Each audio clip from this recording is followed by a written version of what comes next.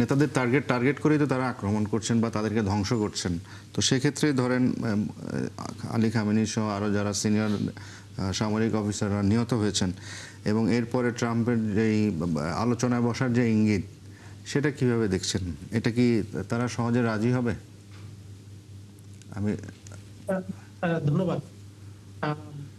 আপনি একটা গুরুত্বপূর্ণ পয়েন্ট কিন্তু এখানে উপস্থাপন করেছেন। তার আগে আমি ধন্যবাদ জানাতে চাই আমার একটু আগে যিনি সহ আলোচক ছিলেন, তিনি কিন্তু খুব টু দা পয়েন্টে অনেক গুরুত্বপূর্ণ পয়েন্টগুলো সেখানে বিশ্লেষণ করেছেন।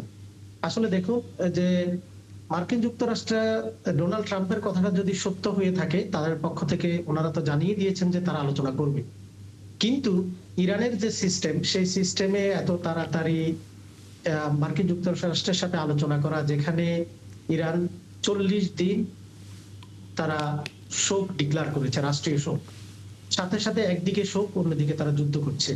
যে ইরানের যে তারা গ্রেট লিডার, ইরান যেটার জন্য গর্ব করতো, তাদের যে গার্ডিয়ান ক্লাস, যেটা সুপ্রিম লিডার, এবং আয়াতুল্লাহ আল খামেনির মাধ্যমে তাদের এই পুরো ইরানকে ইরান হিসেবে, আধুনিক ইরান হিসেবে প্রতিষ্ঠা করার পেছনে যার অবদান, তার রক্তের সাথে বেমানি করে এত তাড়াতাড়ি যে আলোচনায় আসবে, এটি কিন্তু ইরানের সাধারণ মানুষ হয়তো মেনে নিবে না। সেই জন্য যে আলোচনাটার ক্ষেত্রে তো আরো অনেক কিছু থাকে, যে আলোচনাটার লেভেলটা কোথায়, যে যেভাবে ইরানকে একেবারে ধ্বংস করে ইরানের তেল নিয়ে যাওয়া এবং ইসরায়েলকে প্রতিষ্ঠা করা, এবং মধ্যপ্রাচ্যের যে একটা শক্তিধর, যে একটা মার্কিন যুক্তরাষ্ট্রের যে একটা সরাসরি যে শত্রু, যারা মার্কিন যুক্তরাষ্ট্রের নেতৃত্ব মানে না, এই নেতৃত্ব না মানা ইরান প্রতিষ্ঠা করার যদি কোনো প্রস্তাব আসে, তাহলে তো আলোচনা হবে না।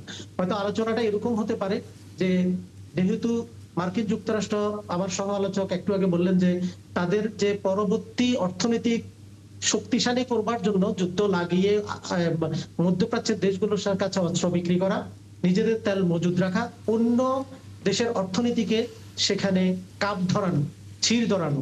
এবং সেখানে কিন্তু রাশিয়া আছে, চায়নার একটা বড় বাজার কিন্তু ওয়ার্ল্ডে আছে, সেটা এই যে হরমুজ প্রণালী দিয়ে যে তেল আসে, সেটি শুধু বাংলাদেশ সেটা গ্রহণ করে না, চায়না সহ অন্যান্য দেশগুলো দিকে গ্রহণ।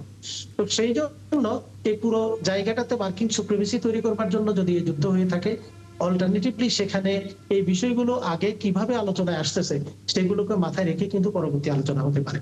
তো সেই জন্য আমরা শুধু একটা লেন্সকে, মার্কিন যুক্তরাষ্ট্রের লেন্সকে যদি ইরানের যুদ্ধকে দেখি, বা ইসরায়েলের লেন্সকে যদি ইরানের যুদ্ধটাকে দেখি, ইরানের এই হামলাকে দেখি, তাহলে হয়তো আমাদের অ্যানালাইসিসটা একপাক্ষিক হয়ে যেতে পারে। সেখানে কিন্তু মিডল ইস্টেরও একটা লেন্স আছে, এবং চায়না, রাশিয়া বা আদার ওয়ার্ল্ডেরও একটা লেন্স আছে। তো সেগুলোকে আমরা, সেই বিষয়গুলো সূক্ষ্ম হতে পারে, কিন্তু যুদ্ধের জন্য অনেক ছোট বিষয়ও কিন্তু বড় হয়ে দাঁড়ায়।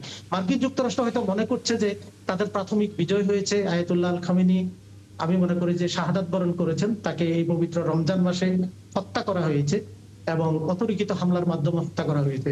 কিন্তু মার্কিন যুক্তরাষ্ট্রের ইতিহাস যদি আমরা বিবেচনা করি, বিশ্লেষণ করি, আপনারা মার্কিন যুক্তরাষ্ট্র অনেক ক্ষুদ্র ক্ষুদ্র যুদ্ধ কিন্তু হেরেছে। আর ইরানের এই জায়গা থেকে একেবারে পরিপূর্ণ বিজয় লাভ করে আলোচনা করে সমাধান করার সে প্রেক্ষাপট আমি দেখছি না।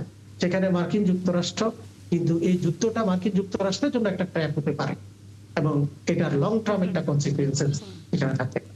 চীন রাশিয়ার ভূমিকাকে কিভাবে দেখছেন? তারা কি অবজারভারের ভূমিকা পালন করছে এখনো, না তারা আরো লং টার্ম আরো কিছুদিন দেখবে, তারপরে তারা নাকি ডায়লগের মধ্যেই থাকবে যে এটা করা যাবে না, এটা অনৈতিক? শুধু এখানে শুধু রাশিয়া নয়, এখানে রাশিয়ার যে এখনকার পর্যন্ত যে ভূমিকাটা, সেটা আপনি সঠিকই বলেছেন যে এটা আমরা জোরালো ভূমিকা এখনো দেখিনি। চায়নাও তাদের কনসার্ন জানিয়েছে, জাতিসংঘ, এগুলো হচ্ছে যে খুবই লাইট ভূমিকা। কিন্তু তারা যে এই ক্ষেত্রে যে তারা শক্তিশালী যে অবস্থান, সেটি এখনো আমরা বুঝতে পারিনি।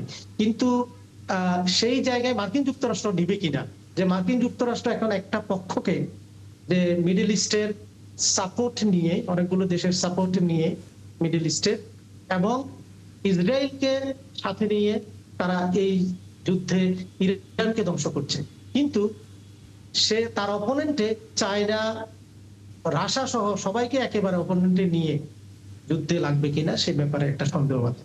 তো সেই জন্য হয়তো এই পরিস্থিতিটা তারা দেখছে, অবজার্ভ করছে, কারণ সময় খুবই কম। এই অল্প সময়ে আপনার রাশিয়ার মতো একটি দেশ, শক্তিশালী দেশ, ডাইরেক্টলি তারা ইনভলভ হয়ে যাবে এবং শক্তিশালী অবস্থান নিবে, এটি কিন্তু যে কোনো যুদ্ধ বা আমরা যদি ওয়ার অ্যানালাইসিস করি, এটা তাৎক্ষণিক প্রতিক্রিয়া আসে না। কারণ তারা পোলারিটির দৃষ্টিকোণ থেকে রাশিয়াও তো একটা পোল, চায়নাও একটা পোল।